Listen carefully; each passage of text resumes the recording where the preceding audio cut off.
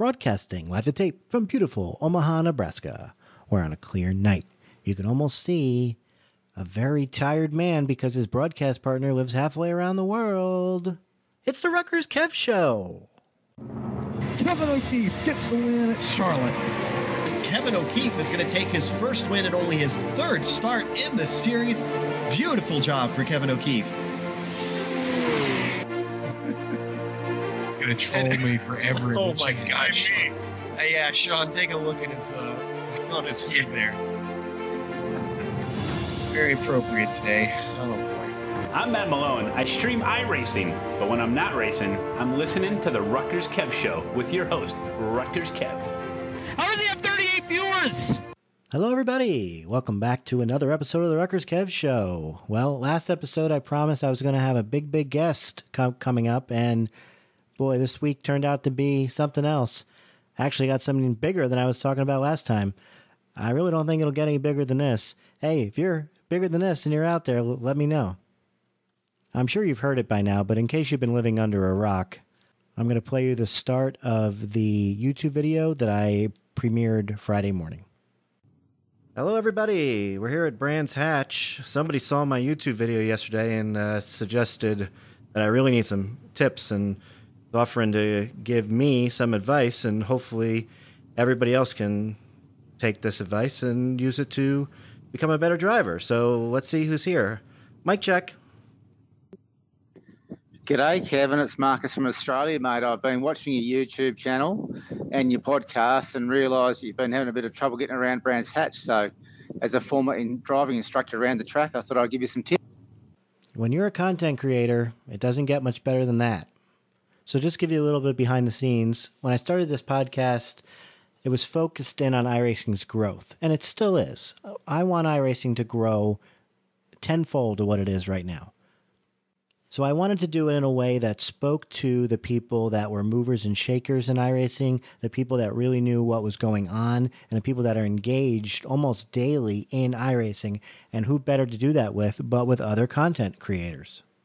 So we had on Randy, we had on Empty Box, we had Matt Malone on the show, and in those first couple of episodes, I know I tried to mix in some humor, but we really got into the bare bones of what was wrong with iRacing and why it wasn't growing. Specifically, Randy did. I mean, he just wrote an amazing 5-part article for the Sim Racing Observer. We turned that into a 2-hour podcast where I think we really touched on some really important topics about iRacing's growth. And to iRacing's credit, they've done a lot of things to address those topics and those concerns in 2019.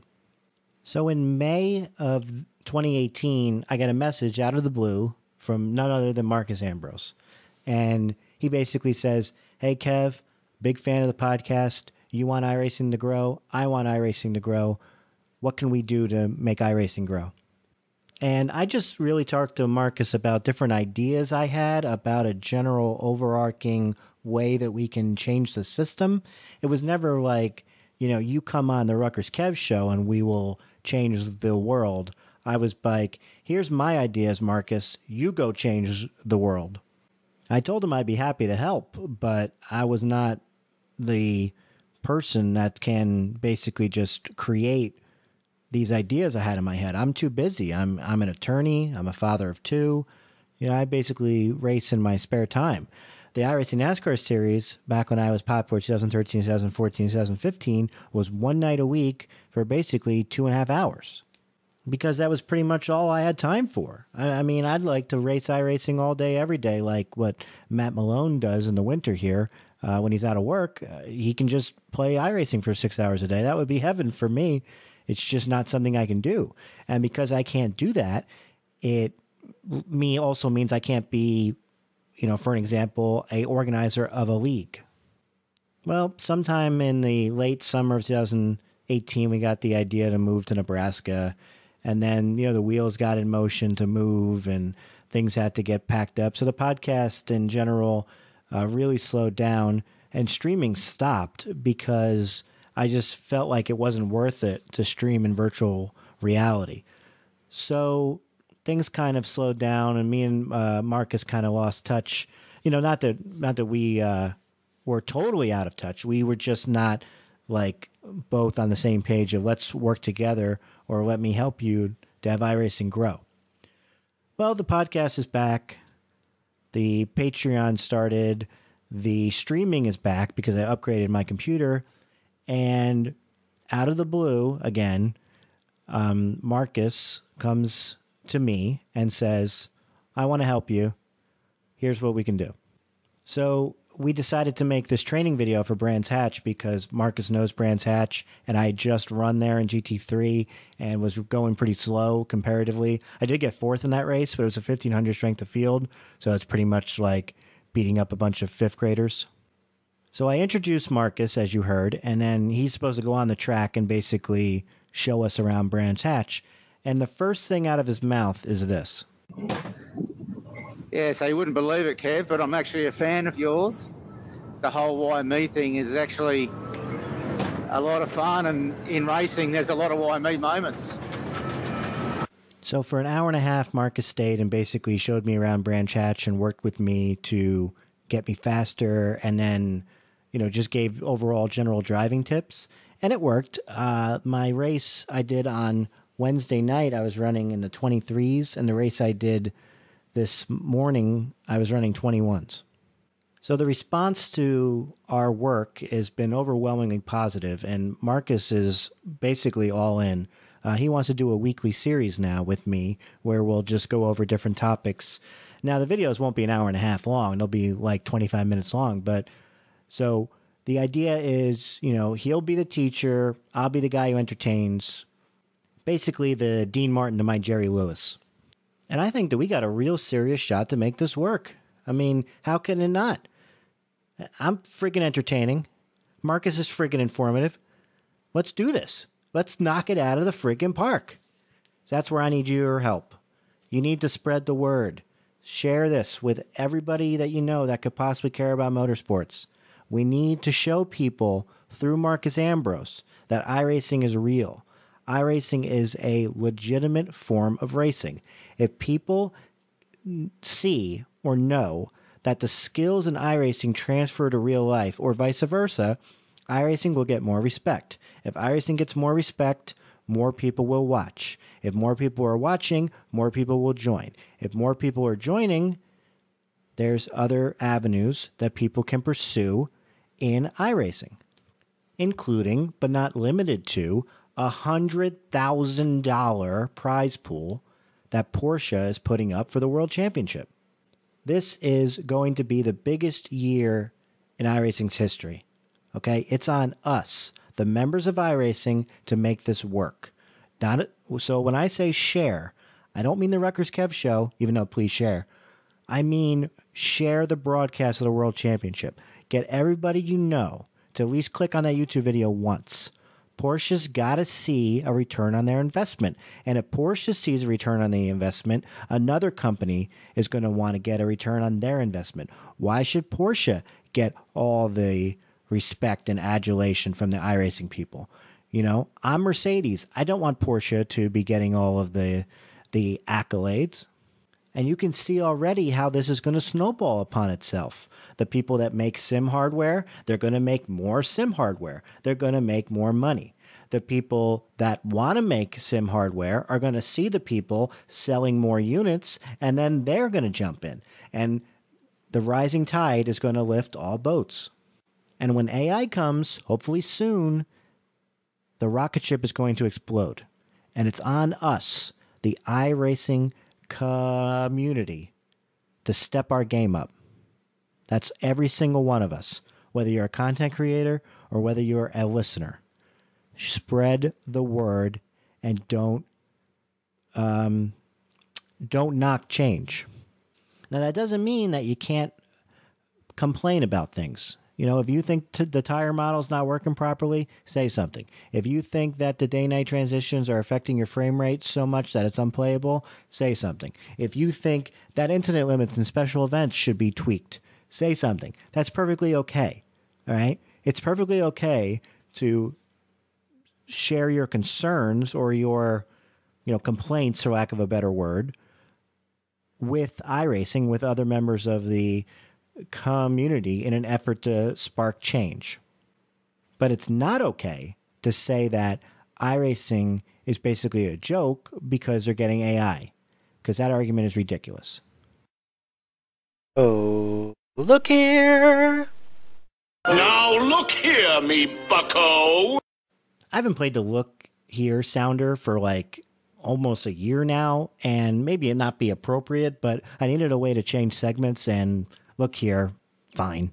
So you're going to be looking, but you're really going to be listening. So what you're going to see is my 2015 Phoenix race for the iRacing NASCAR series, just because it lines up almost perfectly with the length of what I'm going to play for you.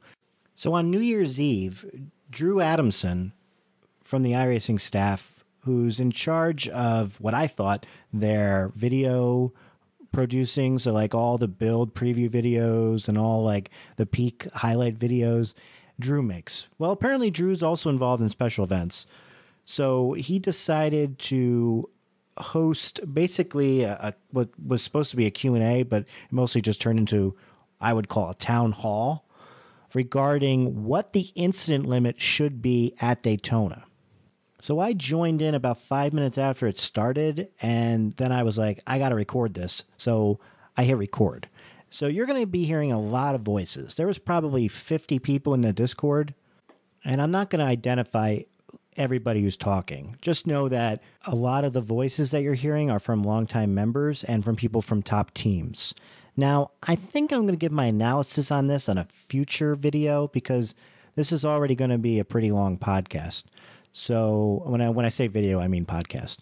But I don't think it's fair to give a proper analysis until we know exactly what the incident limit's going to be. So you'll hear in the discussion, it was discussed maybe 200, maybe 250. They were going to talk it out and announce it. They have not announced it yet. But I don't think it's fair to talk about my angle on this until we actually know what the incident limit's going to be. The discussion here is really good. I think you should hear the whole thing. If you care about this stuff, have fun. It's kind of long. The first voice you're going to hear is Drew. So put that in your frame of mind that when that person is talking, that's Drew. That's a member of the staff. Have fun. It's time for the RutgersKev eavesdrop, where RutgersKev records people without their knowledge. They solve in time. But I think at the moment, it serves its appropriate purpose. And of course, that's always debatable. So at the moment, we see it as it able to serve a purpose.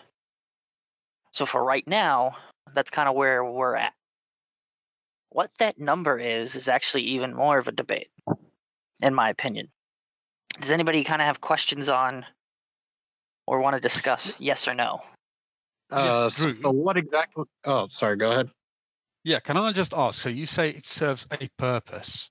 I've not seen someone explain that purpose. Now at Spa, that purpose obviously has been gaining time from cutting the course. Generally, that's not the case. Spa is an exception. So can you explain what you guys think the purpose is of the limit? Well, the incident limit in its original fashion when it was inputted was to, as you all know, help police behavior. And for a long time now, for as many of you that are against us putting these in special events, there have been an equal amount who have said, we need one. And so after 2017 Spa, I'm sorry, what year are we in? Oh. Sorry, some of you might be in 2019. I'm sorry, after the 2018 Spa, it was brought to our attention that we need to take a more invested look into this. So whether the purpose is to monitor behavior, monitor how people are performing, or can the current system actually help us to determine what's next?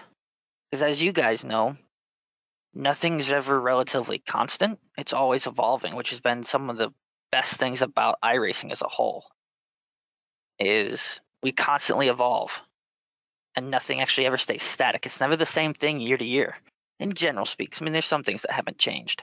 But the current system is in place. That's not going anywhere in the next month, because that's a race control thing, and we can talk about race control either later on or another time. But for right now, it serves multiple purposes. In essence, that's the theory behind the incident limit, right? Is to either monitor people who are not driving how we all would like them to, or, you know, allowing room for error, which the real world does both, and then helping us to understand behaviors and how we can evolve going forward. To add in on that about the incident limit, you've just mentioned Spa. Spa is a completely different planet when we talk about incident points. You've proven that, and you know you can check the stats. It's proven by that as well. I was one of the ones that had a 600 incidents or something. I can understand that. Yeah, I know. I paid for that with my license. But I can understand that the limit is there for sprint races, but in special events, everyone is there to finish a race, which is mainly the thing why I believe the incident limit is there in sprint races. But in special events, excluding Spa, I don't think there should be a limit at all. Yeah, because as not many people are there to actually crush people out. Like even Govan is changing slightly. Now on that note, there was talks after Spa 2018 that there would be, or you guys would look into drive-through penalties from off tracks. Yeah. Did anything come from that? Yeah, there was a very actually healthy discussion about whether or not we should, after X amount of incidents, do you do this, do you do that, to kind of more replicate what you see with the real world in that instance. Because as we all should know, for those of us who watch the WEC, I forget the race director's name, and I believe he's French. Man, he's a stickler for off tracks and cars, you know, going off the surface and not sticking to the track boundaries. So it's kind of the same way with that, which is after so many you get a warning, but then at the same time, you know, that could open up another can of worms as well, that who knows what the right answer is, right? That's always an open debate. And as racers, we all want the advantage. Trust me, I get it. We all want that advantage. Well, I think this is going to be better because, well, that's going to just help me. So it's been talked about. And again, that's a race control thing. And that's something for either later on or another day about how that all works and why there's not an immediate switch. And from what I've seen, if I'm not correct, a lot of you have either suggested off tracks not be counted as part of the incident limit, but you still want off tracks to be penalized after X amount with either like a stop and go or a drive through. I think that they should be introduced like that. I mean, if you're gonna like how it always has been, like you get off tracks and that equals you racking up those points. I mean, if you're gonna like going through having a drive through as like sort of like a tier, like you go from warning to drive through to DQ, seems fair. It doesn't seem like that would like benefit anyone necessarily, having those tiers being introduced. I mean, and also Spa, yes, is a different track from all the other tracks, but if you introduce it at a per track for different, let's say, different levels of incident limits. I mean, if you guys took in the time for different higher incident then versus Daytona, if you did it like that, taking a poll or asking the guys who are racing in the events what they think is a fair incident limit for each event, that just taking that time to go through each track would also help. Well, so I could tell you, if that was the case, I could just go through my own, since I've done pretty much all of them last year. If that was the case, if we just wanted to go through what the teams did. But in that case where it's two different things there, where there's a drive-through or any kind of, off-track penalty instead of it counting towards the incident limit, so where incident limits then are based upon contacts, car contacts, or spins, how does that number change is obviously a different ball game. But for off tracks, what you guys are all kind of talking about as a whole requires two different systems, where we currently have the one. So race control would have to be redone as a whole, which honestly, race control seems like it's the most complicated system we have because it's very variable and fluctuating. And the one thing about race control right now is how it's implemented is judged upon two things. One, just the system. Off track is this. Contact is that. And then by the limits set per track. And if we were to go back and try to make them specific for certain things, because you have to remember this goes both for special events, for official races, for hosted races, road, oval, dirt. Some of those things are easier to adjust than others. But what it sounds like is what you guys would like is a whole course shift from the system itself, which would take even longer in that instance. So for event-specific things, like you saw with Le Mans, where 100 honestly isn't that much because the track was set up for more slowdowns. I mean, that could bring in a question of maybe when we're doing tracks, we take into certain considerations of maybe we had slowdowns here instead of quote-unquote off tracks. And what's the penalties for those, right? Fortunately, that's not my department, so I don't have to program all that. And it has been talked about. We have talked about it. And, for instance, when we were talking about Spa and what to do about something like that, like, what do you do about that? There's people who have hundreds, almost 1,000 incidents as a driver, one driver. Okay. Well, that's too much, and that's where you want to try and build like a limit in to avoid, situations like that where it was like each time through El Rouge, if you were racing in it, that certain guys are just going flat out through, then that gains you maybe a 2/10 or a 1/10 each lap. So, right. Are you talking about Radeon, actually? Or Blancpain. Blancpain is the corner where you just can go off the track in the GT3 car. Oh yes, you can completely run about 4 car lengths wide at Blancpain. A lot of the Audi teams are doing that this year, and you basically eliminate the risk of the car spinning, and you're gaining half a second easy. So Radeon's. It's minimal what you're gaining. Radeon. If you just take the right line, it's different than if you just go off, just avoid going over the top part. I'd say going with like the incident limit. I don't know how it is on the programmer side, but I know for your side, if you're in the media part of it, guys that once they hit that incident limit, as a broadcast, I've seen it before. Broadcasters are watching the race and they hit the incident limit, and then their car pops off the screen. As a difference, you could do is introducing what I was saying with the drive-through, or maybe some other sort of warnings.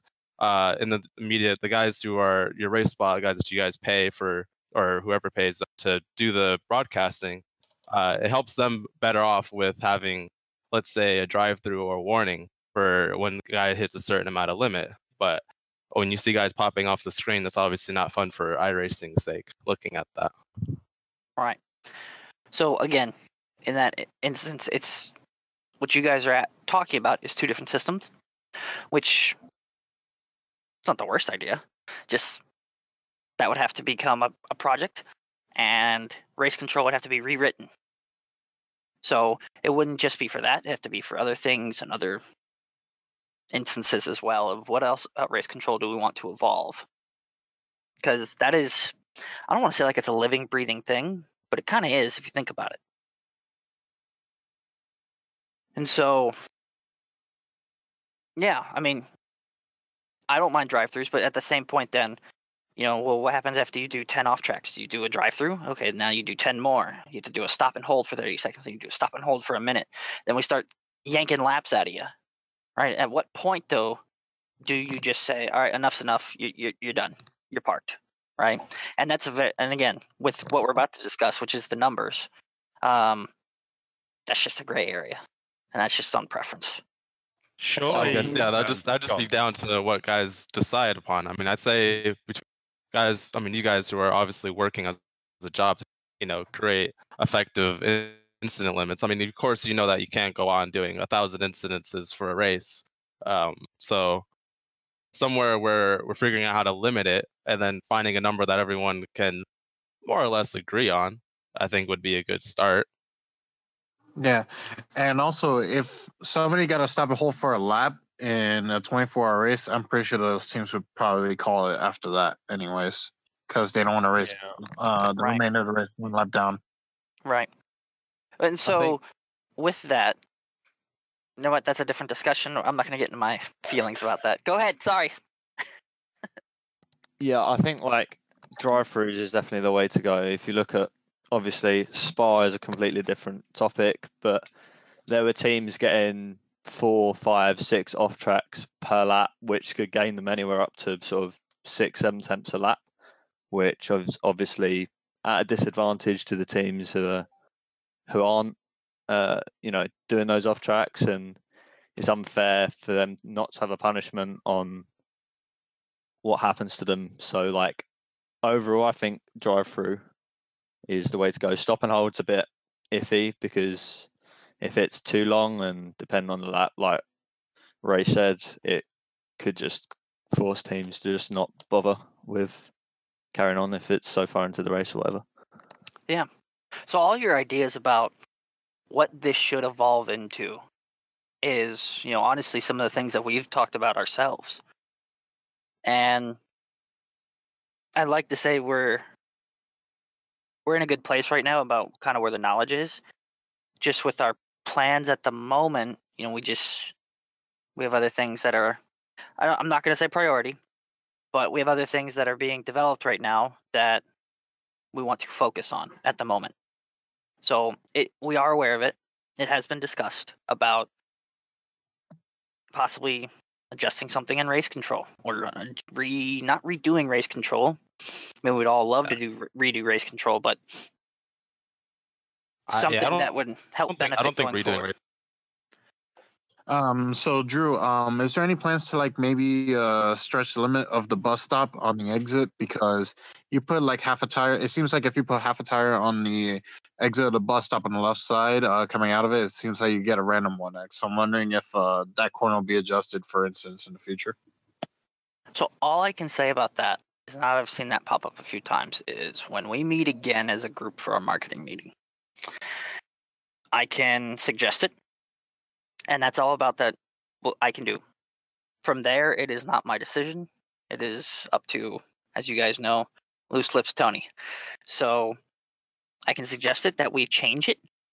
I don't know what the turnaround time is for going into an old track and adjusting a corner's, limits and barriers and where the lines are.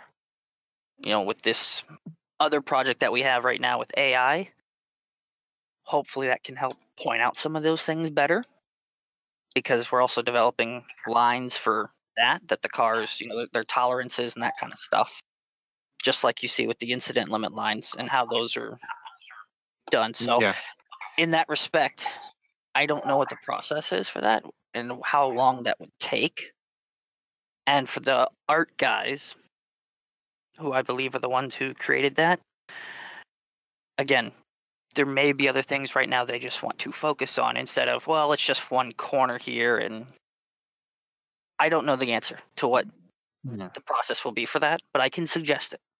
And that's all I can tell you. And just basically this whole discussion, Drew, just revolves around that one corner, because you just don't know if you're going to get an off track or not. It's pretty well, there, if you're going to get run, if you're going to run wide on that, but I think it's just a little too strict as it is, because you could just drop a tire and then you'll just get a 1X coming out the corner. That's all. That's what this whole discussion kind of like circles around also.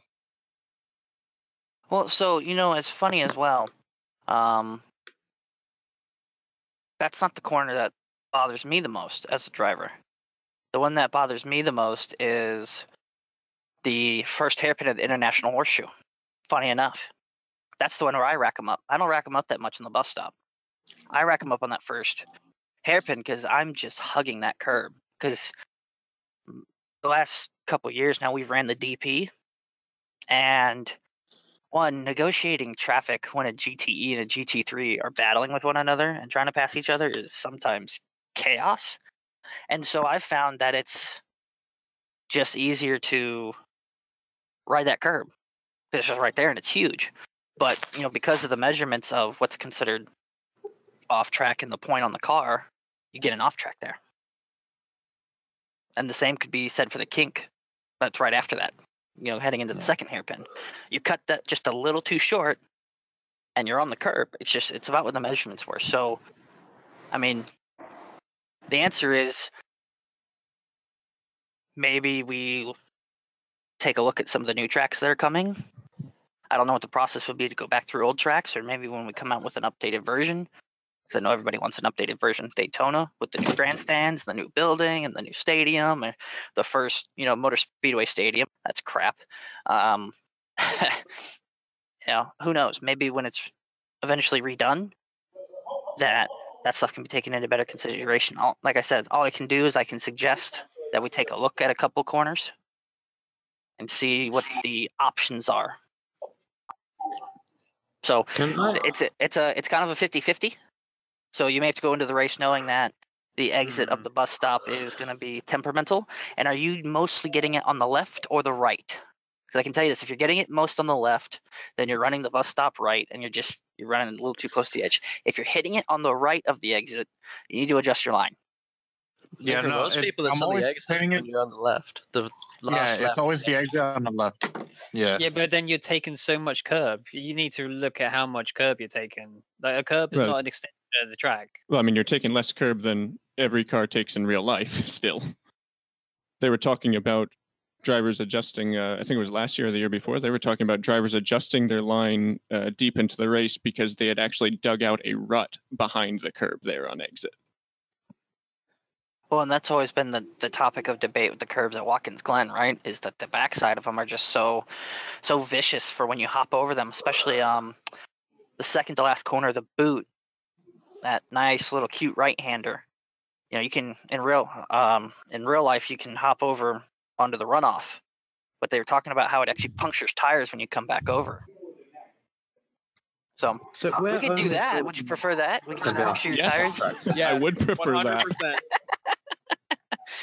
I'm sorry. That kind of leads to what my point has always been, in that the limits shouldn't be an artificial number. They should be something that you follow because it's what's best for your car. It should be something that is naturally followed. So for me, what I think the solution regarding the bus stop would be to bring the slowdown closer to the 1X. You don't have to put it all the way up to the 1X, but bring it closer to the 1X so that intentionally taking the 1X is not worth the risk.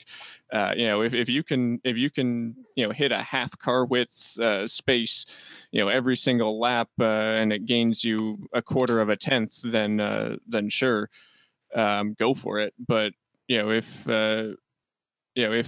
if it's that small of a spot to hit, I think people will naturally steer clear of it a bit more. Yeah, it's possible for sure. It's just so I think we've now all come to a good consensus that in the short term right now we are in the system that we're in, and it would behoove us in the office to talk a little bit more about what's next in the process. Because as you guys have seen now, especially in the last year, iRacing has changed so much. And the capabilities of it are just continuing to expand. So just something we'll talk about. So when you say this whole incident discussing came up around Spa, there have been all these special events beforehand, and I think Tyler brought this up in the forums too, where there were threads apparently that were asking for instant limits beforehand. Though I looked through a couple of threads and there was actually nothing about them. So if we can just look at this with just acting like Spa never existed, and how this whole thing never probably would have come up, maybe adjusting track limits a little bit, adjusting slowdowns, but I don't think any of this would have ever come up with the exception of Spa. So had we not ran Spa, would we be sitting here today? Probably not. I don't know. Destiny is what it is on that end, but it's still a healthy conversation because somebody was going to do it at some point. I mean, that's just racing, right? If it hasn't been exposed yet, somebody will find a way to expose it. I mean, for any of you who watch NASCAR, know that's just how it is, and how they're tightening down on inspection and that kind of stuff. So it was bound to happen. And it seems like, honestly, the right track for it to happen happened, in my opinion. Of the special events we did last year, that was the one track where if something was going to come out of this, where we need to have a discussion about this and what to do, I think the right track was chosen. So, let's end this first question here about yes or no kind of thing, which is, right now we're using the system we have. But looking forward, hopefully over the next 5, 10, 20, 15, 50 years, we should have an honest discussion about evolving that system.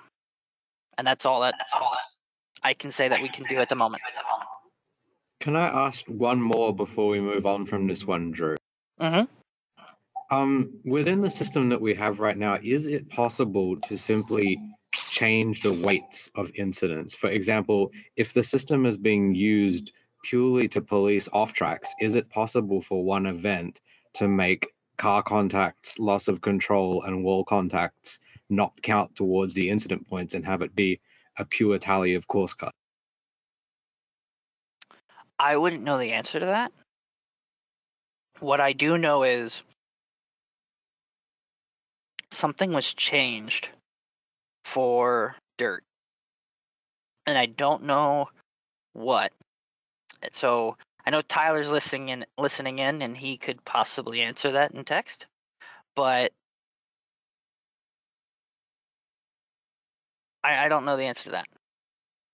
If you're talking about can we loosen up the effects of how hard you have to hit for a 4X, that's one thing. But changing the weights of a 4X to a different number, I wouldn't know the answer to that. Like if we're talking about making it, maybe just a 2 and changing the 2 to a 1 and the 1 to a 0.5, like divide everything in half, I wouldn't know how simple that goes. Yeah, that's a system-wide thing. It's just that it seems now. Yeah. Sorry. Drew, I have a question for you. Yes, finally. I was just wondering, we have this system in place that we use. If there's some consensus or there isn't, whether or not the system can be used and made ineffective by setting just a super high incident rate, or if you guys have moved on. Well, so that comes back to the question. Is setting, like you asked, is setting the DQ at 5,000 useless? I mean, that begs the question. Should we just turn it back off? It seems like to me, everybody in here agrees that we should have some sort of rule set in some sort of system. Yeah. Just the current form of it has currently been... Well, I think like in a way, outgrown. I mean, like looking at, let's say, if you set it to 5,000, if you set no incident limit, right? And there's guys that are going to be trying to work within the track limits far below the incident. But then there's guys that are going to be exploiting it, right? Going far and above the incident. I think there should be some way, right? That you get, let's say, a DQ or a drive-through. If it's guys that are officiating in the race, that of course opens up a whole new set of drama and difficulties, right? If you guys are having guys live police saying, okay, he has 2,000 incidences in this race, I should give him a drive-through penalty, and then they might go and say that's wrong or this or that. So maybe putting out something that is just set at a certain amount of incident limits that you get, let's say a drive-through or a DQ, or let's say a warning even, would be great. Like as it tiers through, let's say at 100 incidents you get a warning. Let's say at 150 you get a drive-through. Let's say at 250 you get DQ'd. Like that would be a way, like something that's in the computer system, and counting each incident limit as it is, as 1x equals off track at the same lines that are drawn around the track as 4x contact, not reassessing contacts in a way. Why not just take a license hit? Like, why not just get your license tank from A to D? So that sounds like it's you're talking about something different there, which is you can't set the incident quote unquote limit penalty, as you guys are talking about with a drive-through and all that, in its current fashion, since you don't want it specific to an event because that's a lot of work. Like, think about having to build race control for every single event or every single series. That's not effective or a good use of time. Well, basically, you wouldn't see a new form of race control for 10 years, 10 more years, essentially. Yeah, we have the option to take race control the way that it is, and then set a limit, or we have the option to shut it off, basically. Yes. And so my suggestion is to let SR do its job, which it used to do. Now it doesn't really. Well, I would have to disagree because SR does still do its job. But it doesn't do its job in the race. It doesn't do any sort of penalty for guys who cut it in the race. Yeah, it does stuff for it in the race. Yes. He's like, well, And you get a D license, but that's after the race. So hey, Christian, can you mute your mic real quick, bud? Yeah, I just want to go a little bit further on what Elliot said earlier. Hey, Christian, can you mute your mic?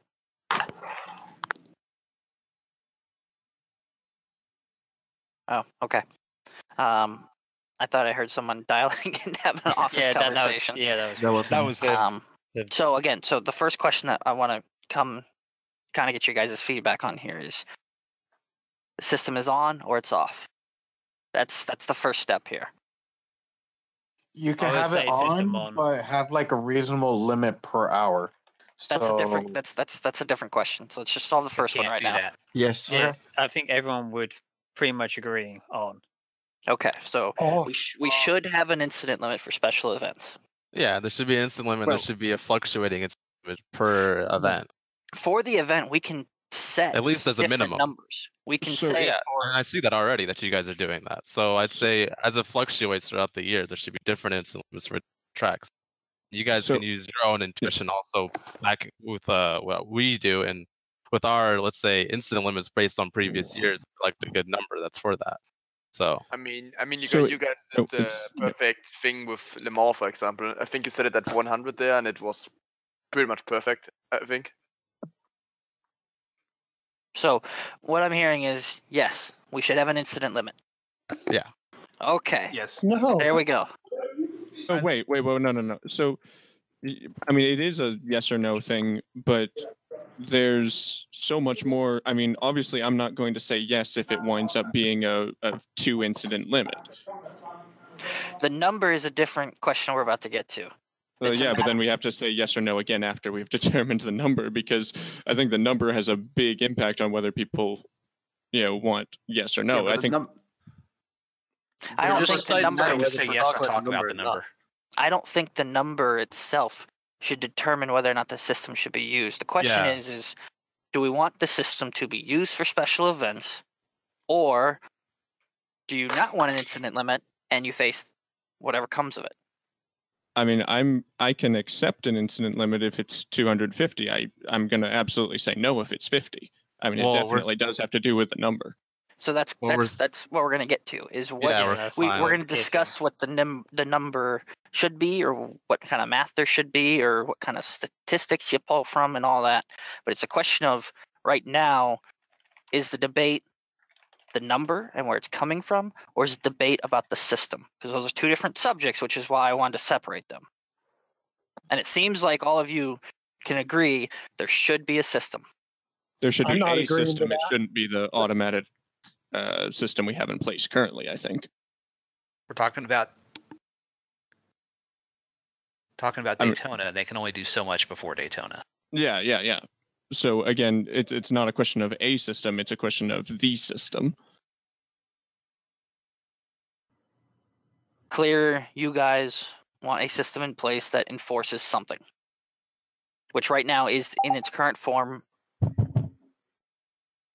That sounds like it's a overall arching yes. Okay. So that brings me to question 2. Let's talk about numbers. Fun subject for all of us. And if I can just quickly, so you say you could say yes. I'm sort of, I can accept a limit, but I don't believe there should be a limit. And the reason I'm just saying that is because if you make the limit high, it really doesn't achieve anything. If you make it low, people get disqualified for a 24-hour race which they've practiced for months on, and probably don't deserve to be disqualified. So therefore, I'm actually, my opinion is there shouldn't be a limit at all. Okay. Well, there should be something that I think polices. There should be, if there's going to be no limit, then there should be officiates.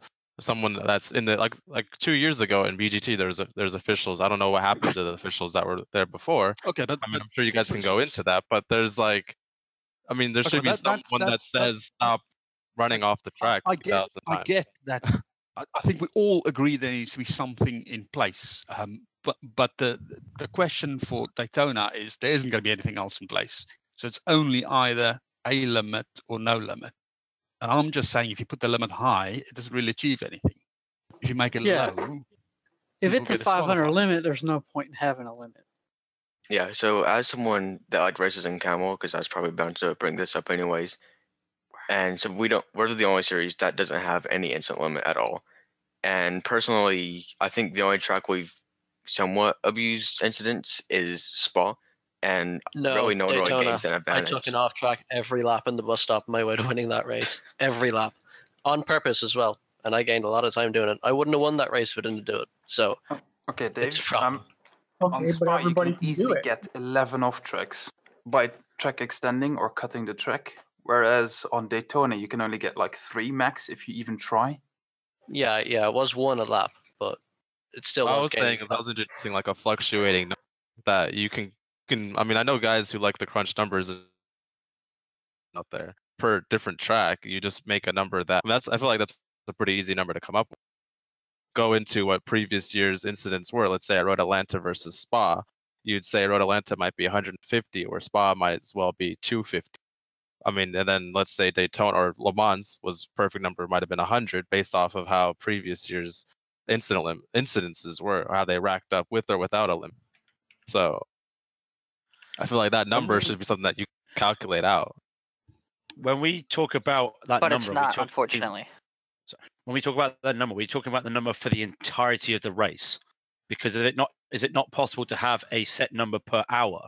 Because then if you have a set number per hour, that's almost like limiting it down to what you get in a sprint race. Because, an IMSA race or most races are 30, 45, 60 minutes until you get to special events.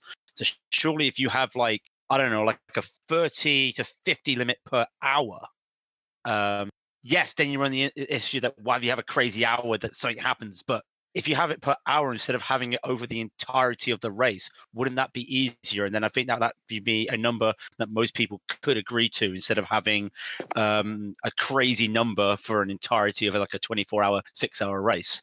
Well, so who asked? It's not crazy though. I mean, you know the problems that you have when you start a race in a big event. I mean, like there's the possibility to have in contact or anything like that is way higher than, for example, after 5 or 6 hours in the race. So, I mean, you can get easily like 2 or 3 times for 4x contact in the first 2 or 3 laps because everyone is just hyped up for the event. So I think like this rule with 10x per hour is stupid to make it like every time 10x. I would be more for it if it's like, for example, Daytona 24 hours, 24 times 10, 240 incidents for this event. Yeah, so you're averaging 10 incidents per hour. So let me just cut in real quick. Who asked the question about per hour versus overall? I think it was me. Okay, so the answer is no. We cannot do it per hour. It's an overall event limit. And I can tell you right now, you don't want an hour limit. Well, then you can. 24 times 10 is 240, isn't it? No, he means like resetting every hour. Like resetting, right. yeah. Because let's say you just have a bad hour, which, by the way, we all do in 24-hour endurance races at some point. You just have an hour that just doesn't go to plan. And let's say, based on these numbers that keep scrolling through here, as everybody keeps just throwing out whatever they want, I've seen 10 thrown around. Well, let's just say you're a GTE car, a GT3, and a DP just sideswipes you because they're trying to pass and they just don't time it right. And they do that twice. And then you drop a wheel twice. You're done. You hit your 10. Bye-bye. It's not a better system in my opinion. So it's an event-based limit. So I don't think math is going to solve it for every race because every team sometimes changes drivers, changes the lineups, changes the order. Now, more than ever, the dynamic of how you use drivers is going to change. I think using a corner per incident equation is helpful, but at the same time, there's not going to be a right answer no matter what system we use. So what I was doing in my thread, Drew, was extrapolating that to the number of laps that each of those classes turned, right? And then if you average those guys out, I just posted in there, that's a 14, basically almost a 15 corners per hour, incidents per hour, a 6.5 and a 6. But it doesn't matter which way you skin that cat, right? It comes down to, we have right now only one incident limit we can enforce. And we've all kind of said we want that incident limit there. So what do you set the number at? I was trying to do my calculations based on that license level and CPI, and you get a number in there. And the average that number, if you average all those three classes, is 220. That's above the 200. So you have to take into account the DPI. And if you saw my other little note, right, 7 would have been disqualified in 2017, 26 would have been disqualified in 2018. Now, I don't know what changed between those 2 years, but that was a lot of different cars for a 200 limit. So is that a quality of driver issue then? I don't think so. I mean, the top split was great, right? It's just I think people were there's no repercussions, so they just abused it more.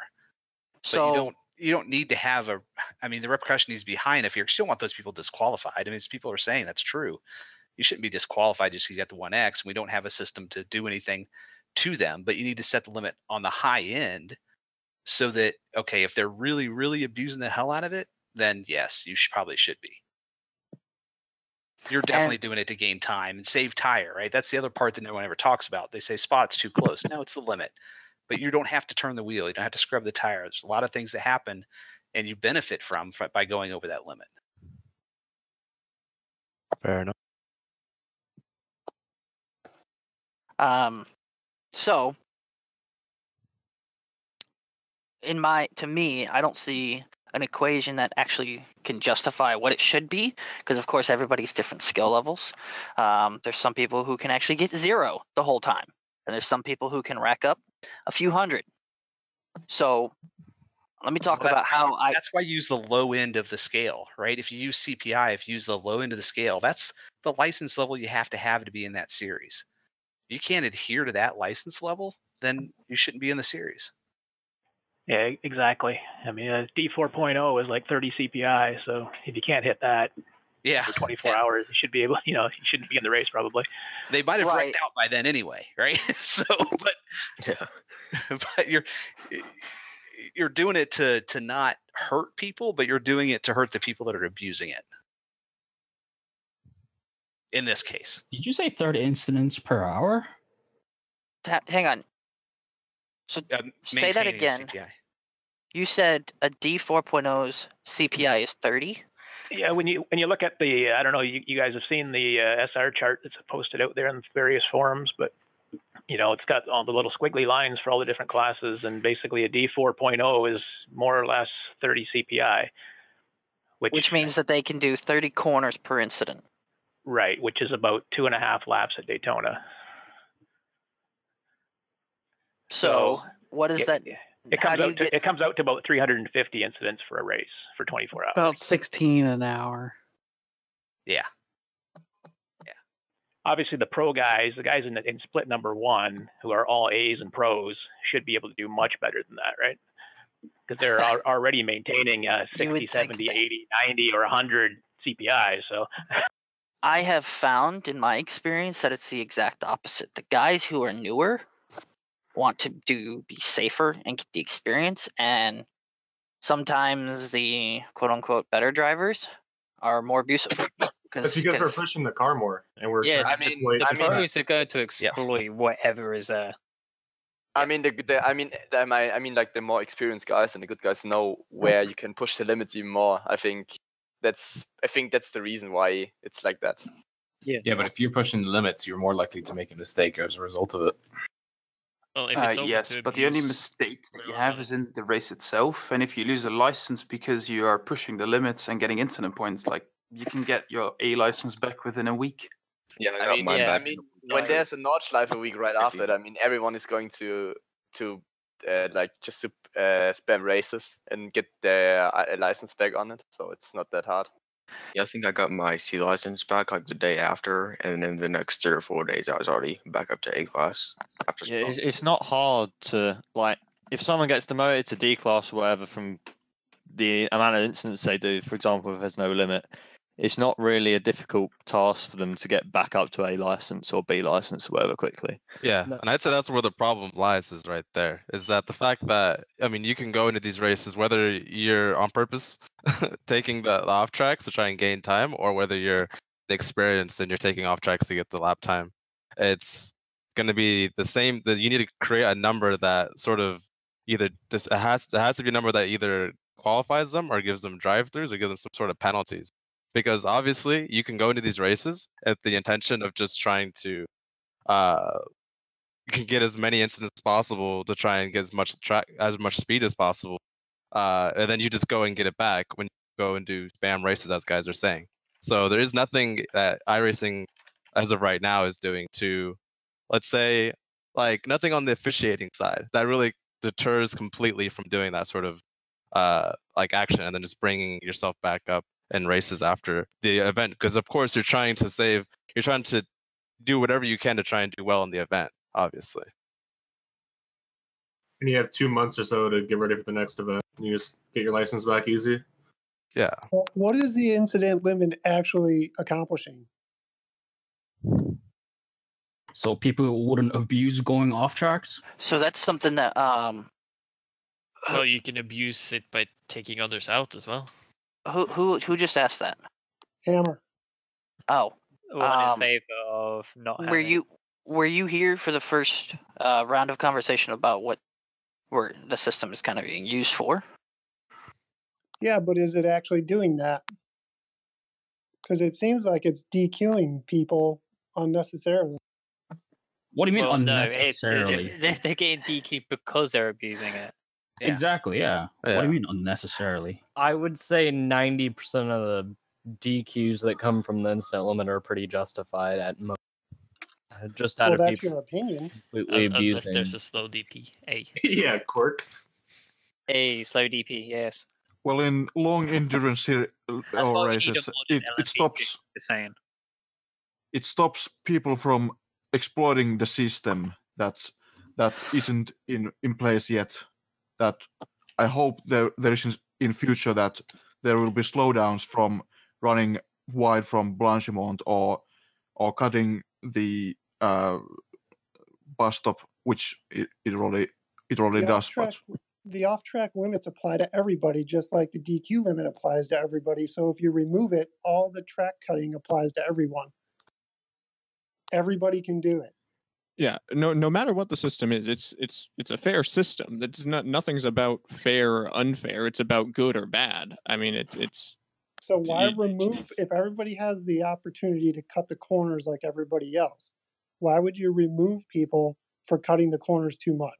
Because what you're going to be left with is you're going to have the potential for somebody to cause mischief and grief to people if they disagree with something. They'll just be like, oh, we've got no limit here. We're not going to get DQ'd. We can just wreak havoc. That is potential, and you do not want That's never happened. I mean, okay, that's almost never happened before the DQ limit. No, it hasn't. I mean, it has happened, but it opens Are you up talking about track abuse that hasn't happened in this game, or No, I'm talking about intentional wrecking. He's suggesting that somebody in a major event would go intentional wrecking happens all the time. I mean, intentional and we wrecking. have a system for that.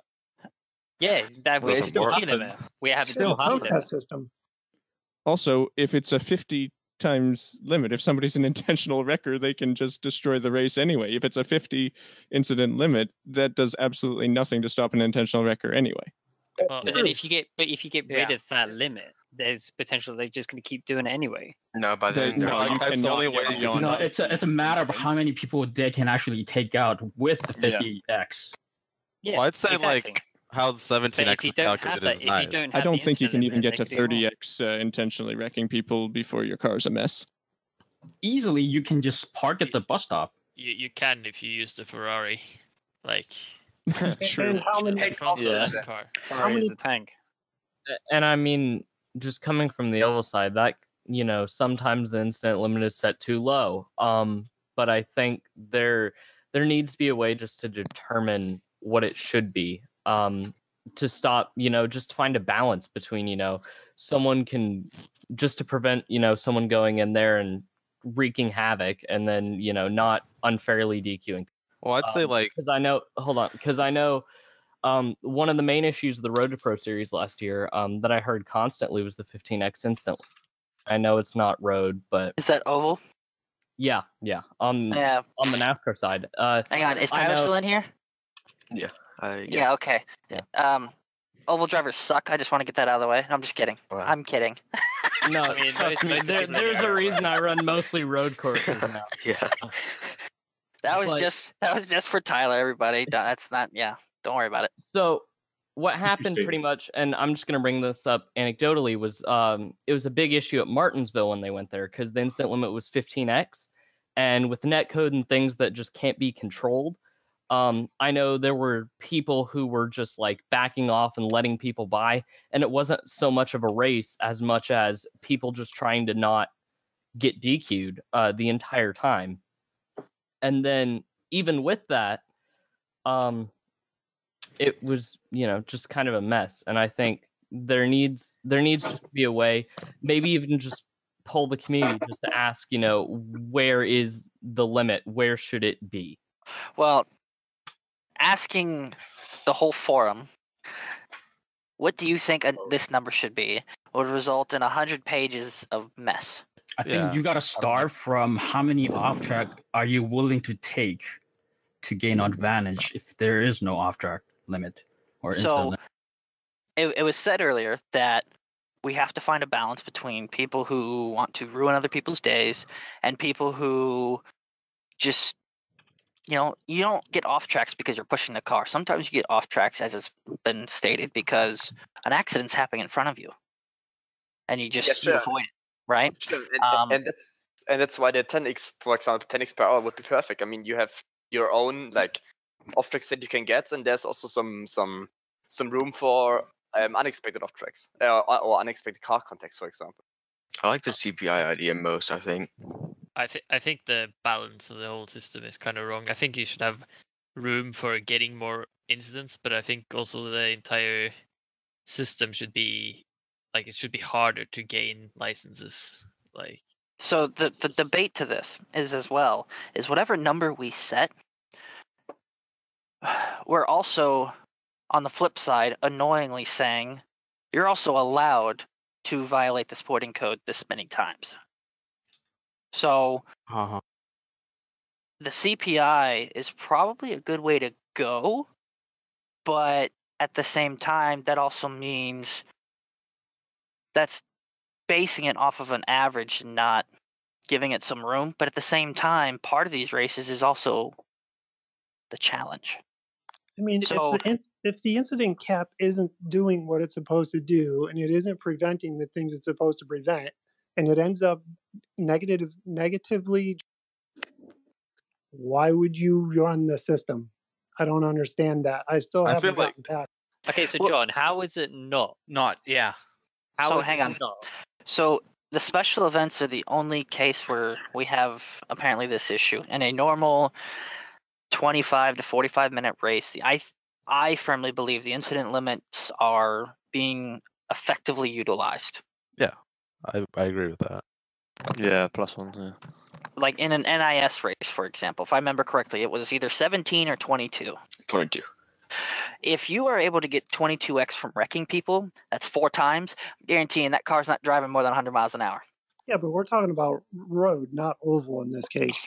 And the Well, same on thing road, for it's the talking road. same thing applies to road, 17x. Yeah, if you get a 17x, it's a pretty bad race. If you just drive your car straight into another, and you get multiple times 4x, I think you can't expect that your car is like still running 260 kph on the straight. I mean, it's normal.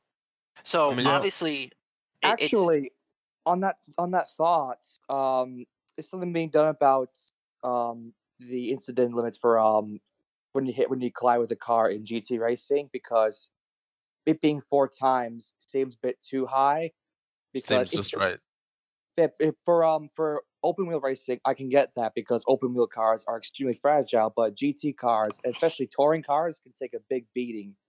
So I personally feel like they should have the incident limits like in oval racing, where collisions only 2 times incidents. Collisions in oval are 4x. Trust me, I've ran into Tyler enough to know that. But this is about the special events and whether or not the DQ system is effective at doing what it's supposed to do or doing something. And it's a bunch of opinions on whether it does or it doesn't. It's not actual facts. So people will adapt to whatever the regional limit is. As in, people will think that it's not, at least I think I know people who think that it's not a limit, it's a target. As in, as like Drew said, it's not like you don't think that I only get to make mistakes this many times. Some people think that you get to break the spotting code this many times. Is it actually? That's the problem. Is the DQ limit actually doing something beneficial more than it's hurting? That's my question. Is it in the? I think with it there, it's in the back of your mind. But And what are I the think negatives of it? what's the negatives about it? The negatives about it is one. DQ people randomly. Well, it's not versus like random. having Okay, so hang on. Let me ask you this then, John. If we set the limit at 200, and you get DQ'd because you hit 200, is that you getting DQ'd randomly? I mean, how did you? I don't know, The first because question is. I don't know, because we'd have to look at every single, a lot of the incidents to see. That's the point. Nobody looks at the incidents. They accumulate and you get DQ'd. It could be 200 off tracks. It could be 24 inks. We don't know. And since the system doesn't differentiate between the off tracks and the car contacts, you're taking the track limits and mixing them, which we've already talked about before. So you're DQing people by taking advantage of their skills to run on the limits of the track. I don't think you should be doing that. You're partially right, but I think people are throwing out the 4x car contacts in a way because the car contacts in the long events is less, right? People are much less. So people are trying to race good. They're racking up the 1x's. So everyone's just kind of associating it more with the 1x's than they are with the 4x's. And until we have a system that can split them, we really can't do anything but combine them. In the bottom 3 splits? You should combine them still. I mean, if you're gonna crash out of a bottom split or a top split, you're gonna crash out of it. I don't understand the differences.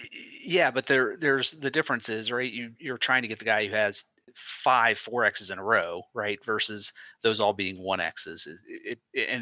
Bringing it back to CPI is what brings it back to what the limit should be. Uh-huh.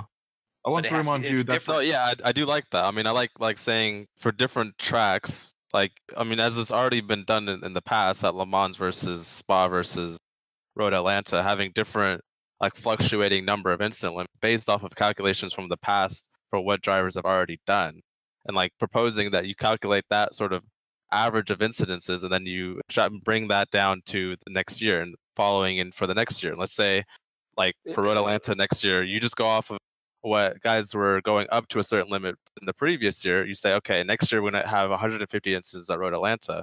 If a lot of people go over that limit, then essentially, then we might think about maybe bringing it up to 200. I would say the best way to take down guys who take out other drivers.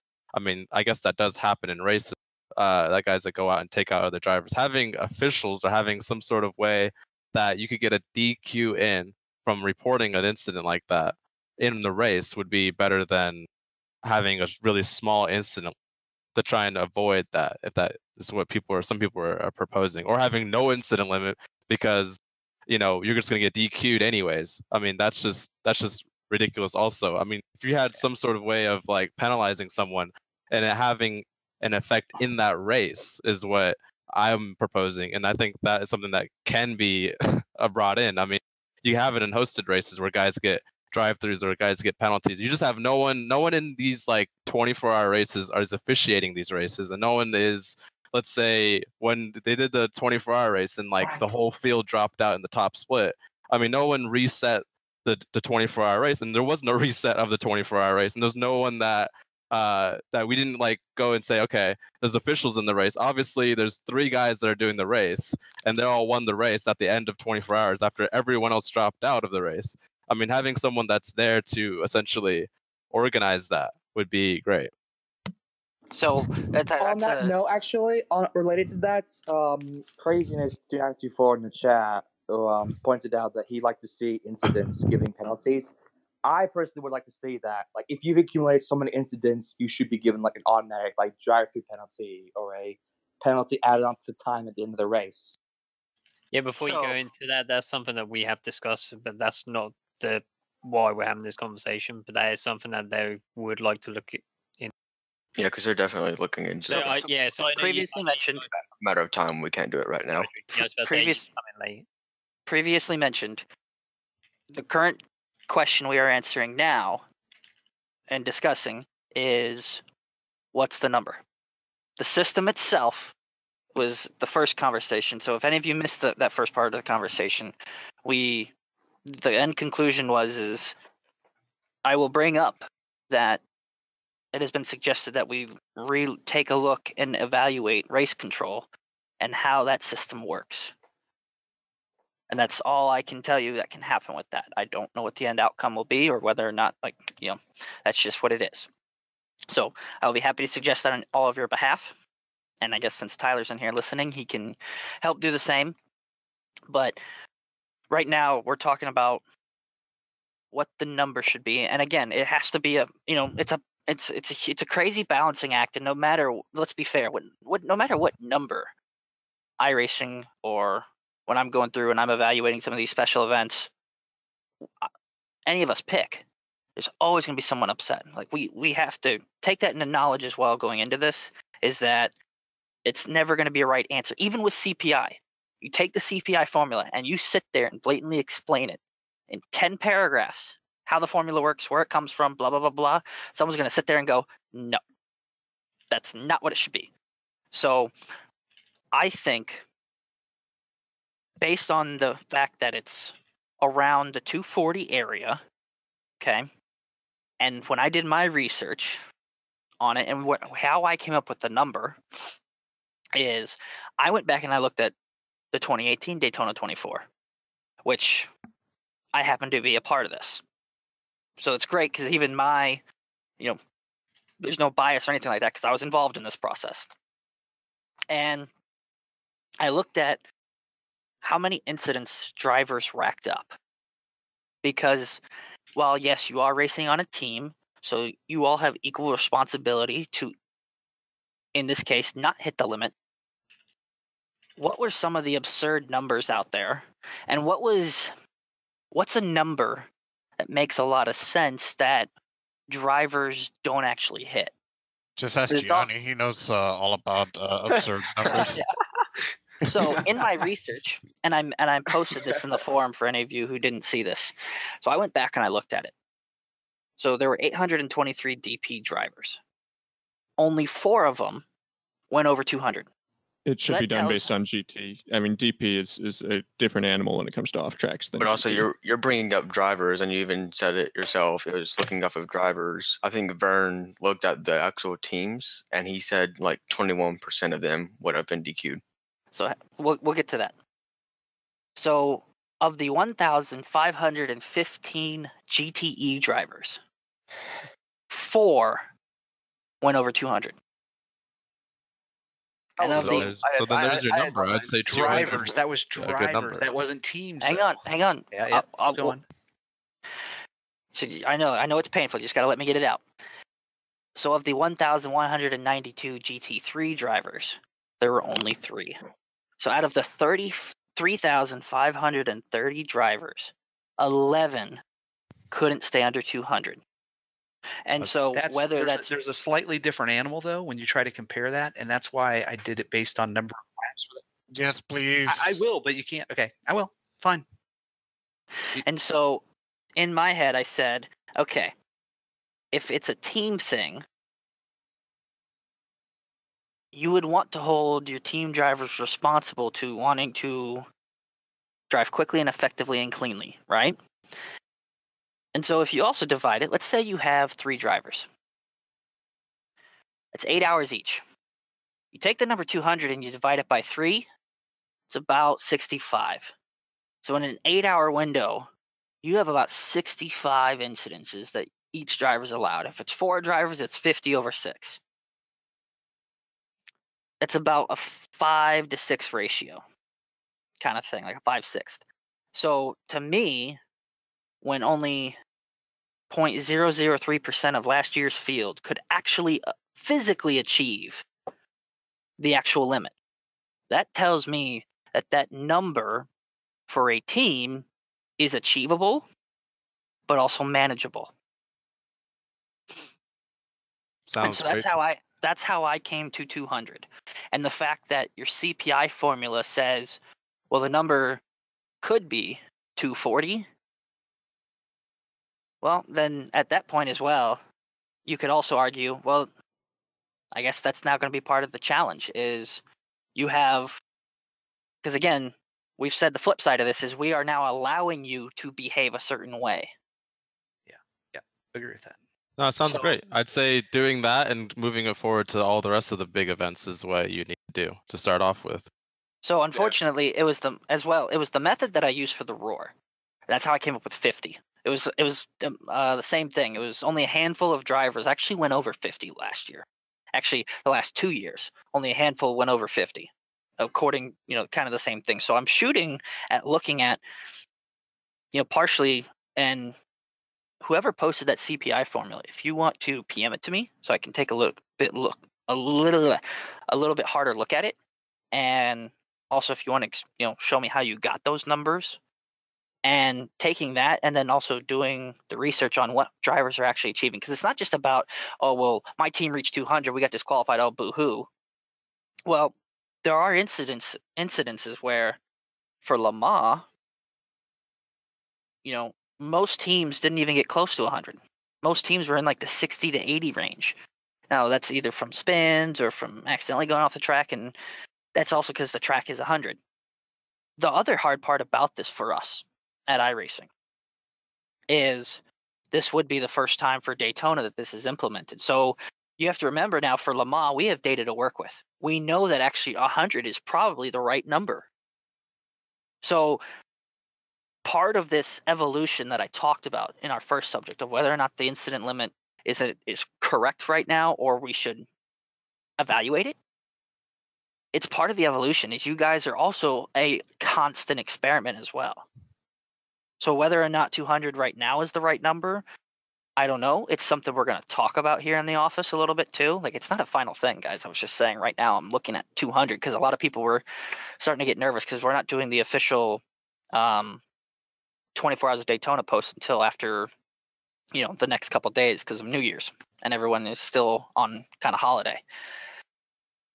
So, but I just wanted to have a healthy discussion about the number because if your team is able to achieve 200 incident points, regardless of 4Xs and 2Xs and 1Xs, at that point, if it's all 1Xs, have you reached the tolerance of which we said, okay, you've cut the track too damn much. It's time that you need to get this reeled in and you got to park it now. Or as a team, do you have to do a balancing act of, well, I've got hit a couple times, I've spun a couple times, and I've dropped the wheel a couple times. Yeah, that kind of racks up after a while. So there is that kind of side of it too, where it's like the real world, where yeah, you kind of have to drive cleanly as well. And we've seen time and time again, it's not about always being the fastest. It's sometimes about being the cleanest, especially when you get to places like the Ring. Good Lord, that track.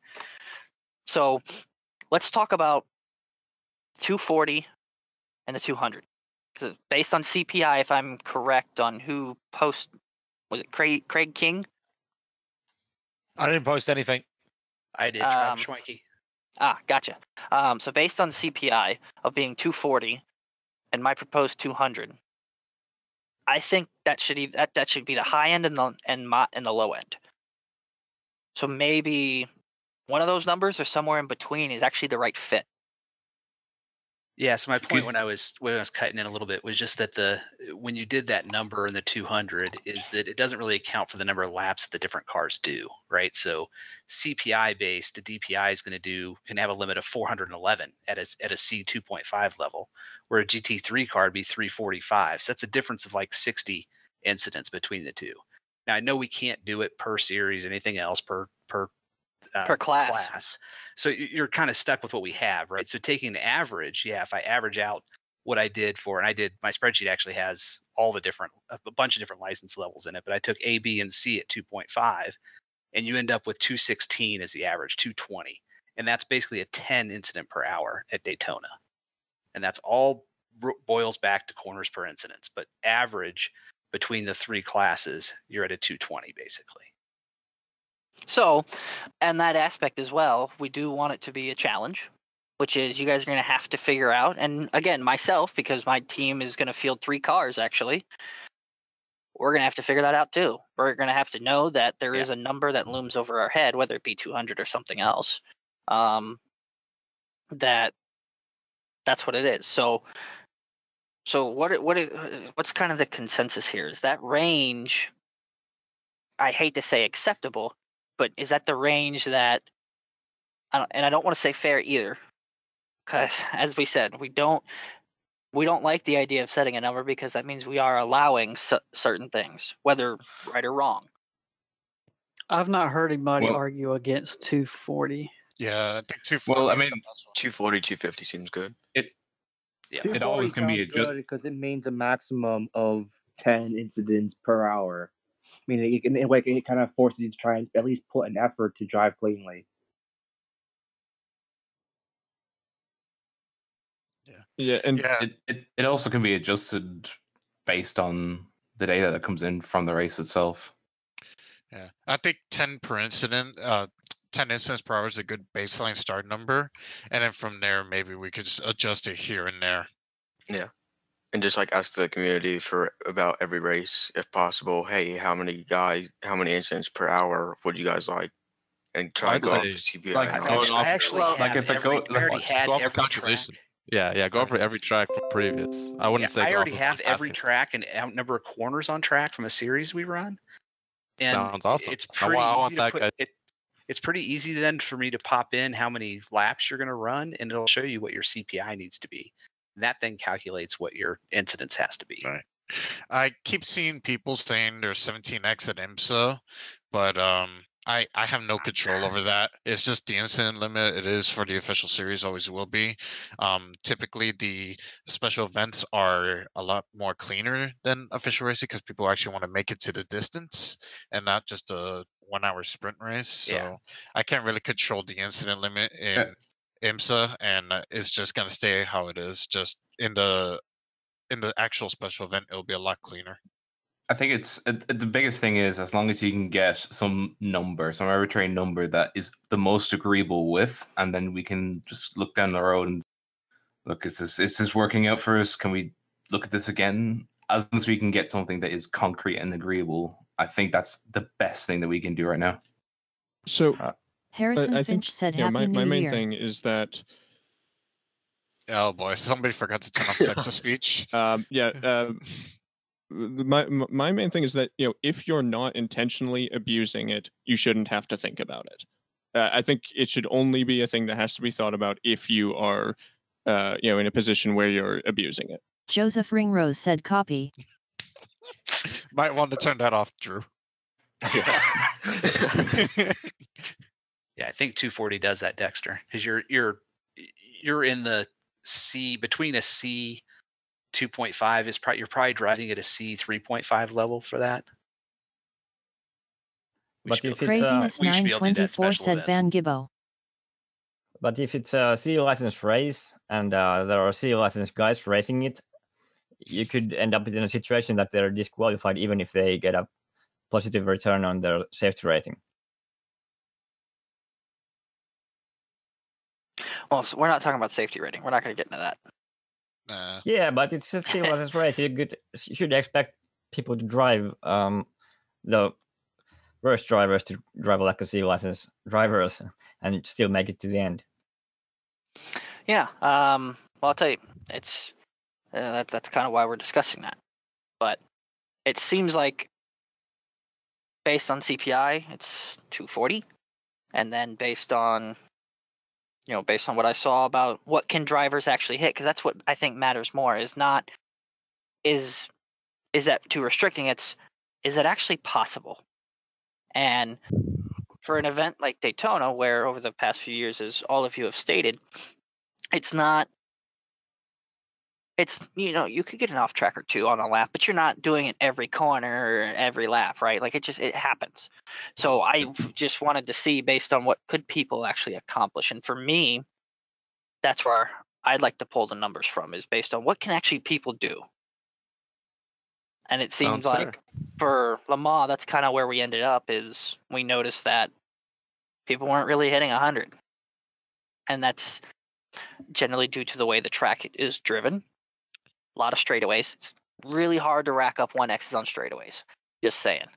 I think it's also the psychology of the big events as well, as you mentioned before. And Le Mans is also a lot different than any other track on iRacing, because normally where you would get a 1X, you just end up getting a 2-second slowdown. So, and Tyler mentioned it here in the chat as well. It's something I'll make sure that we bring up as well, is, hey, it's been brought up that this has been causing issues, and we think there's a better solution. And so here's the flip side of that, is you guys have now brought up, well, there's this 1X thing on the bus stop exit. Okay, so is the solution, do we fix the tolerance, or do we do what you do at Le Mans, which is you cut this, you get a slowdown. And judging by that track's layout, I can tell you right now, if it was up to me, I would choose the slowdown, because you cut that exit. Yeah, what's the harshest thing? Yeah, having to slow down right before one of the fastest sections of the track. So it's something that we can bring up and have the office debate and see kind of what. Personally, I think the best way to fix that, Drew, is just to fix the tolerance by like a couple inches, and then it'll just be fine. But that's not, and that's always a suggestion, and then people will just start rim riding that and saying, well, I'm getting a 1X now for this. I think a lot of the problem, though, comes from the track design itself. All of that is just pure tarmac, so to some drivers, it can be hard to pinpoint where the cleanest exit is and where it's okay to exit, if that makes sense. Yeah, I mean, that makes sense. I mean, that's kind of with every track in every corner, right? Yeah.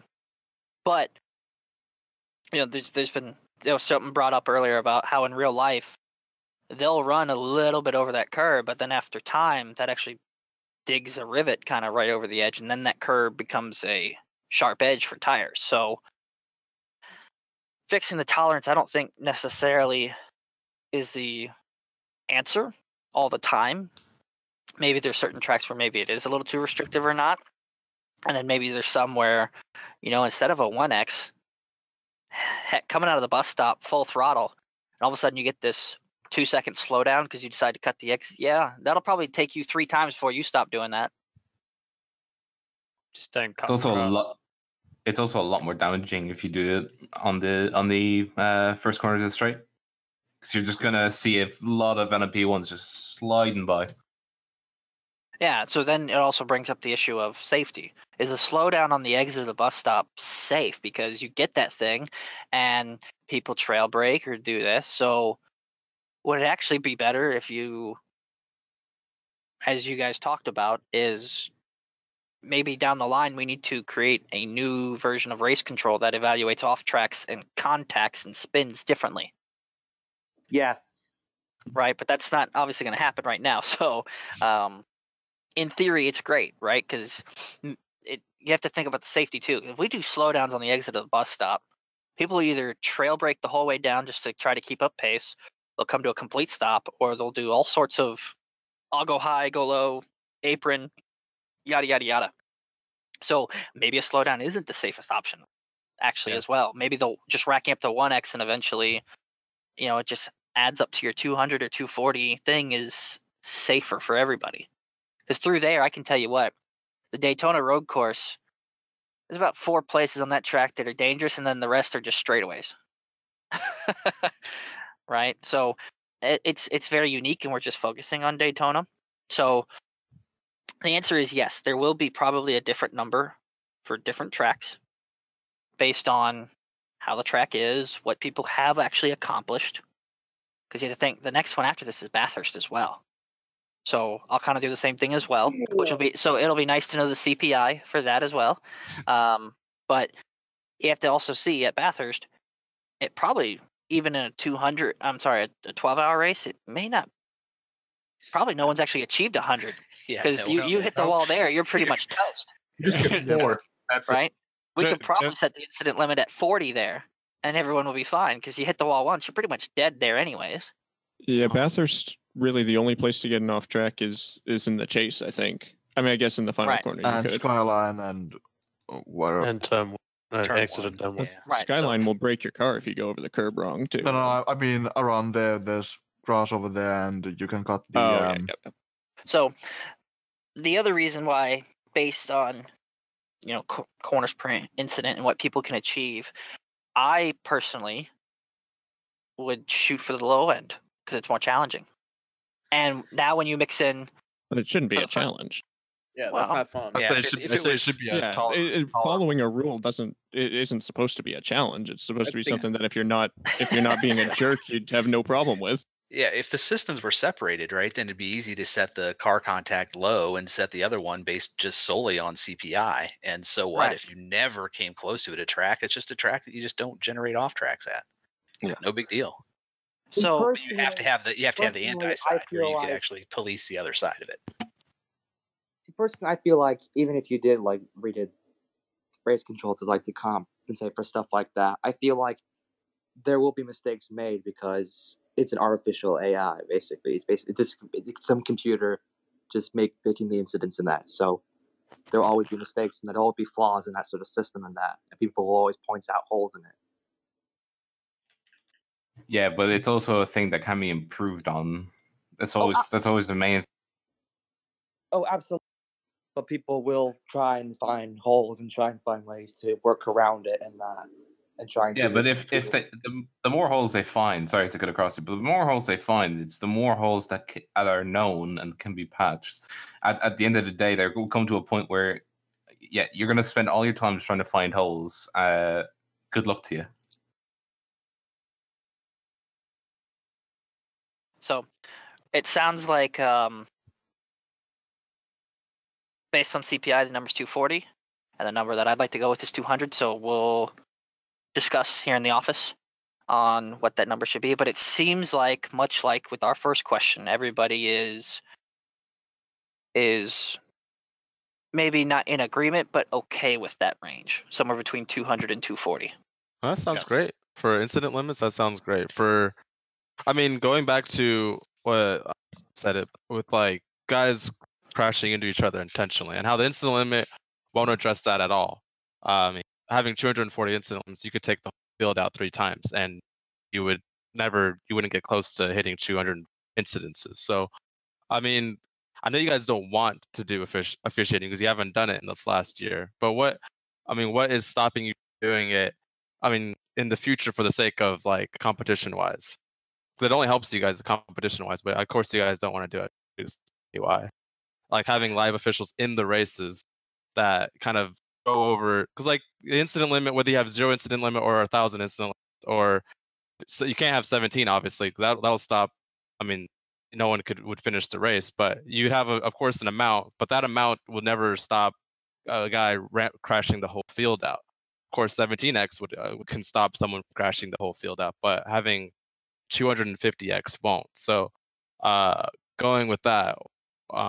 Where's a penalty for guys in races who crash other guys out, or in races Because now we've addressed the whole idea of guys cutting the track to try and gain an advantage. We've addressed that by having its limit at every race, which I think that's a twofold thing.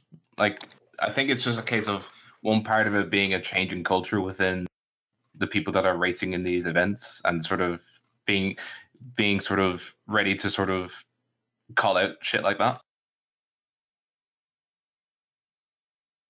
Like, I know people.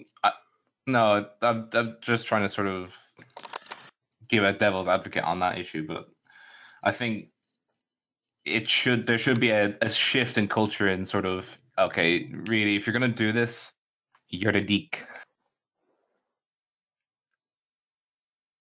So that question is for Drew.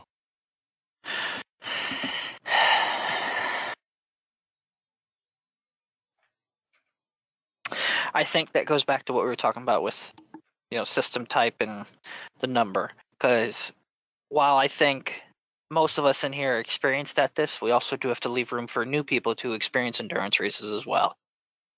Like myself. So in that case, we do have to leave a little bit of a learning curve room, right? Because again, if it was just all top 1 and 2 split, you don't want to know what number I'd pick. For all you 4, 5, 6,000 and above. Basically, if you're above me, you don't want to know what I'd pick for you. That's the whole service. But there are people who have never done the 24 Hours of Daytona before, and they don't understand. And as well, they picked a heck of a time. None of you actually know what this Daytona 24 is going to be like. So neener. Because this is going to be our first one that will have the full day-night transition. So what's your previous knowledge of how this race happens and works is actually going out the window. And all your setups are broken. So In that case, raise it to 500. Drew, just related to that topic. Make a setup that works at night, it's fine. My poor Ford a small request from my side. I've seen in the forums a lot of questions around, how things would work, what times, etc. And I appreciate all the communication you guys do these days. It is really great. But can we maybe just have some of these special events information a little bit earlier in the forums? Because we, almost every second thread is the same question again about people asking things. So even if that thread just says there's certain things we haven't decided on. So if you have the thread with basic information, you say incident limit, we haven't made a decision yet, but then at least people know, you haven't made a decision on that yet. So that's partly because the reason why we haven't done anything for the Daytona one is it's been the holidays, and a lot of us take last week off. So last week would have actually been the time period where we would have posted the 24 Hours of Daytona official post like I did for the Roar. But the people involved are on vacation. And so right after New Year's, everybody's back in full swing. So we will be making those posts. So this is just kind of weird how this is, because we'll actually probably be doing Daytona and Bathurst back to back. As well as the iRacing late model showdown at Fallujah. If I remember, that's what we called it. So there's going to be a few of them that come off back to back, but the goal we said would be about a month. I mean, that's going to fluctuate based on time of year, builds, and that kind of stuff. So, you just have to kind of wait till the end of the week. But a lot of it will. I think the difference that people want to know is, before we get too far off topic, is what time of the day it's going to be. Is it going to do this? Is it going to do that? So why don't we finish up our incident limit thing here, and then I can actually just take general questions and actually answer a lot of the questions that you guys have been posting here in the questions thread. So it sounds like we've all now happily come to some sort of understanding. And hopefully, like I said, everybody kind of walks away with a little bit more knowledge and insight and understanding of where I didn't just pull 200 out of thin air. I kind of went and looked. And the same thing with the Roar. So understand going forward with that kind of stuff, we're not just pulling those numbers out of thin air. I'm going to say going forward, hopefully I keep doing these. So just understand those numbers aren't being pulled out of nowhere. We can try to have more discussions. We can't just do it for every single one because we do like your guys' feedback on this. And I think everyone can agree this has actually been more helpful than hurtful. So we will come up with the final number when we make the post, hopefully by the end of this week for that, because the guy who is also involved in building the series, because I know you guys can actually now see the Roar series there. Before we actually just announce things, we like to make sure we go through our steps here on the back end as well before we do too many posts. Because you don't want to post something and then, oh, we can't do this, or we're changing this dramatically and people don't keep up. So it's better to just kind of, because like for the Roar, I had to do an updated post. If you guys have suggestions for that stuff, yeah, post them in the forum. But does anybody kind of have any more questions about incident limits? The number, how I got there, or what is the average across all splits? Do you have a number for that? Like all cars, all splits? Like the average? Average what? The average incidents that all the teams did? Yeah. No, because that requires a lot of manual labor that I'm not willing to do today. I mean, somebody could go and do it if they pulled up the results and went through all 11 splits and then took all those numbers and averaged them. Dean could probably do it really quick. Tyler, I don't want to answer that because I don't want to make it seem like nobody's here today. But today's the last day of vacation for a lot of people. Tomorrow. Well, tomorrow we have off. It's New Year's. But like I said, I didn't want to do it based on team because a team number doesn't actually tell you as much as I wanted to know, where a team could have 199 incident points, but it come from one driver.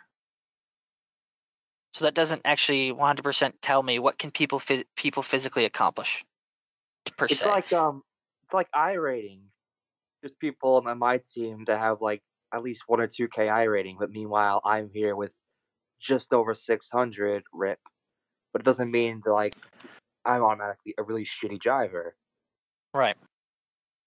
That makes sense. And for more drivers who do hosted than official or special events than official like myself, your safety rating and iRating aren't taken into account. So in that aspect, I just wanted to see physical numbers of what drivers actually were doing versus teams. Now, should that be a third level that we take into account? What can teams actually accomplish as a group? Sure.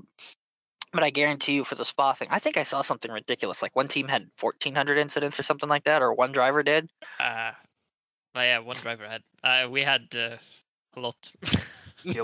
So seeing now, if you multiply that by 4, a team has like 3,000 incidents. Well, that doesn't help anything, really. Does it actually help answer a question?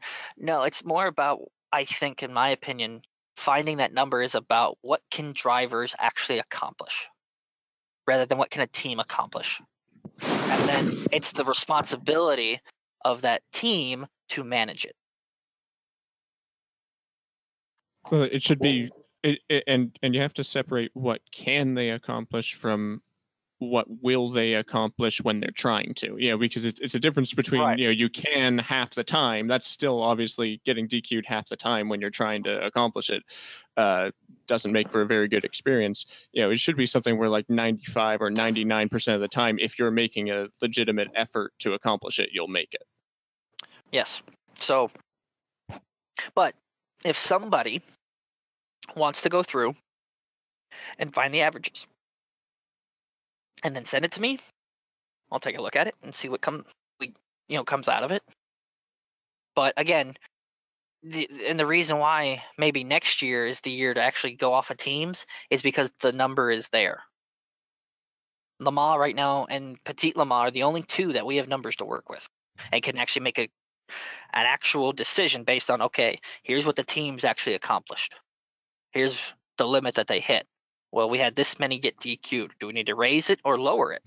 That kind of stuff. Like, we have to work from the data. So I think that's also part of this, as well as there's not 100% conclusive data, but there's enough there that we can make a research decision I don't think that going back to your point on it should we raise or lower the limit based on somebody DQing. I think it should be a multiple factor rather than just that one factor, because you can, in a context of it, it could be a DQ based on somebody just plowing into you, essentially. I mean, you shouldn't even get that high in the first place, but context should come into it slightly. Now you're just being technical right now. Of course, yes, right? If too many people are getting DQ'd, we need to raise it, right? If no one's getting even close, maybe we just need to lower it by 10. You know, who knows? You never know. There's always... People are going to change their driving. Like, if the incident limit is set lower, people are going to change their driving. It's not like... Yeah. Drew, quick question on behalf of a teammate. He's asking if the qualifying will have fixed weather for the Daytona 24. Like as if like the separate qualifying sessions with fixed weather. Can you hang on to that for just a couple minutes? And sure. I can actually answer that. So, are we good on today's hot topic? Yep. Oh, thanks, Tyler. Nope. I was about to say as well, they say you cut the limit. So, yeah. So hopefully that gives you guys a little bit more insight of, you know, how I've gone about it. It's just not pulling it out of my butt going, oh, that seems like a good number. And again, I know everyone's not going to be happy with it. And some people want it higher, some people want it lower. I'm a firm believer that it should be data-driven. And that's kind of where we've gotten to. So yeah, I do. I agree with that. It's been suggested. Go ahead.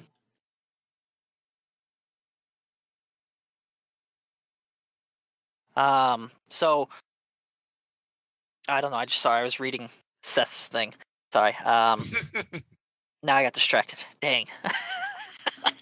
But yes, hopefully you guys now have a better insight of to how I've been going about this now, and kind of what I'll be evaluating going forward. And again, if you guys want to provide data, you know, just send me a message on the forum, and I can take a look at, you know, your CPI formula, and please make sure you explain it, because I will check the math, or I will ask questions otherwise. And if any of you want to go through the past year's results and go through the teams and say, well, this people did this, they did this, they did this, and this is the average and all these stuff, you know, you can send it. And again, it'll be taken into consideration. So on behalf of iRacing, I would like to say thank you for all your feedback on this. I think we can all agree it's actually kind of unique and cool that, you know, we're even doing this right now, where other games wouldn't even do something like this. And they're gonna. That's the end of my show. Donk. Alright, here we go. We're going into turn 1, 2. 3 wide there on the outside. Oh boy, we were in a real big panic. Oh god, a wreck in front of us. Oh god, look out. Oh, the hole opens up. Oh no.